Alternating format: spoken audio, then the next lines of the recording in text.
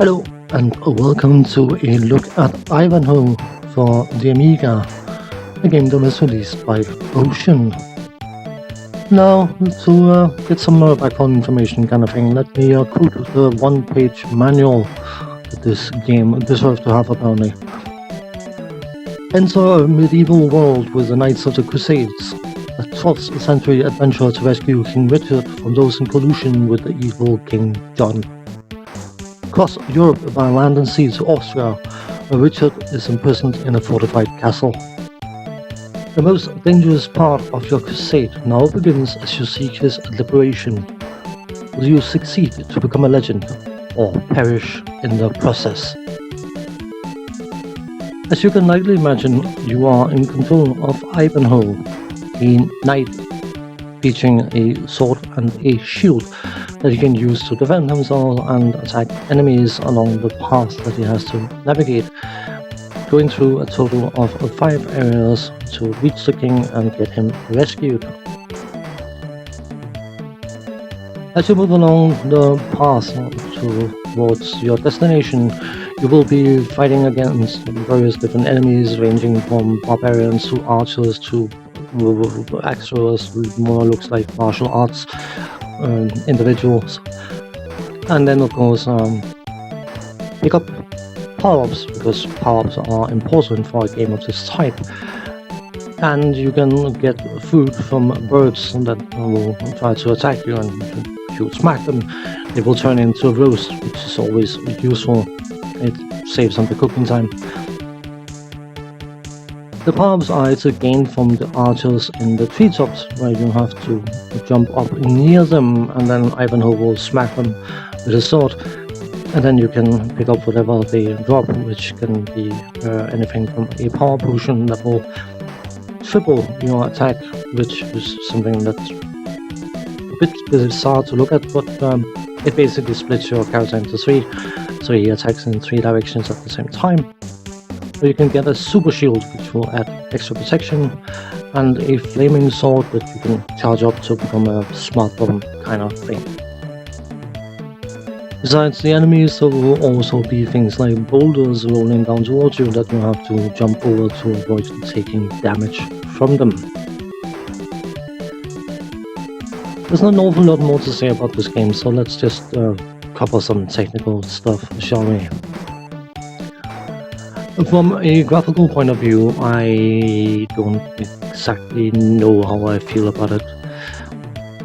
The drawn graphics in and by itself is nice enough, but the color use is incredibly bland, making the graphics look very, very lifeless and uninteresting, to be honest. The animation quality is present, but very, very low, and it all feels incredibly rushed. And maybe I'm asking too much, but I would have liked a bit more of a medieval look to things, and except for the characters in the game, there's no proper indication of a medieval setting. It looks too cheerful, if you ask me. When it comes to sound effects, they are, I suppose, appropriate for the game, but I also find them incredibly annoying. They sound more like someone smacking a slab of meat when attacks are connecting. And again, I don't have anything particularly against them, but they don't excite me in any way, shape or form. The music is decent enough, but incredibly cheerful, and again, for a character like Ivanhoe, I find that the whole setting, both from a graphical and a sound perspective even, is too cheerful. It doesn't suit the name of the main character, if you know the legend of Ivanhoe, of course. The controls are interesting, I'll say, because of course you have a sword and a shield, but you are basically using them independently of one another. If you stand still and you use the angles, Ivanhoe will raise his shield, and you can then use that to block attacks coming from high, middle, or low in the direction you are facing. And then you use the fire button to swipe your sword. But of course you can't do both at the same time, so you have to choose between one or the other.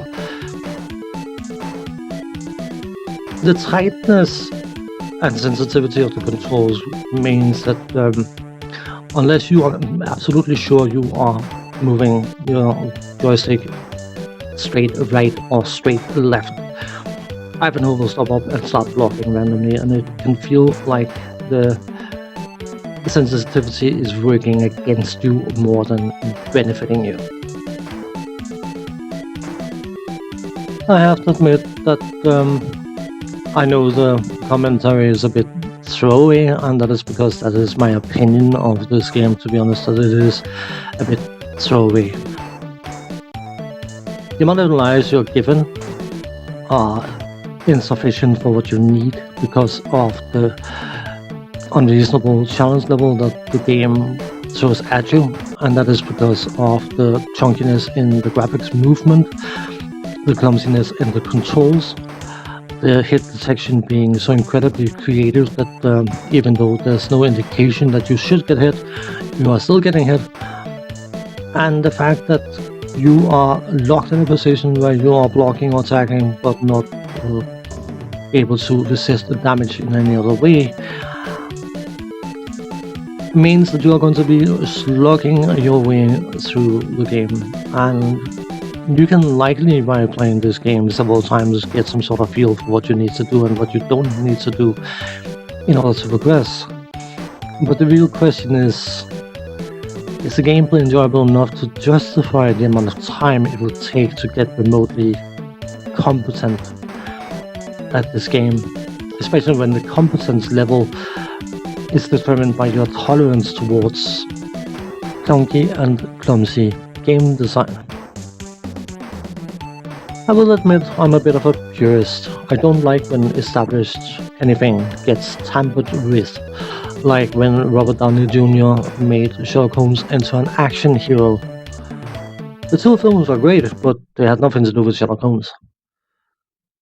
And taking the legendary character of Ivanhoe and turning it into a goofy, I wouldn't say run and gun because you're swinging a sword, but a similar concept platformer is already a deterrent for my enjoyment of this particular title. Add to the fact that it is very, very clumsy, clunky, unenjoyable, feels unresponsive, and feels like the challenge level is completely and utterly amped to 11 because of the previous mentioned clumsiness, clunkiness, and yeah. On that note, thanks for watching, take care, see you next time, bye bye.